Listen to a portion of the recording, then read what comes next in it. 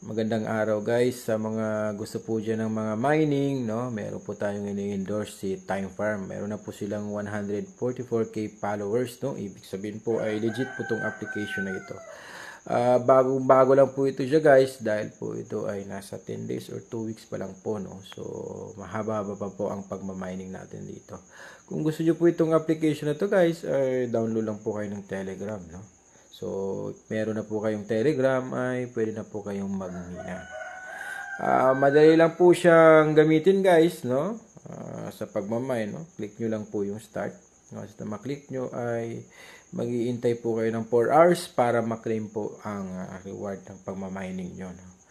And then guys, no, pwede lang po kayo dito mag-answer ng task para makuha nyo yung mga points. Napakaalaga po nun guys, no? Ang pagtatask, no? Legit po itong application na ito guys, no?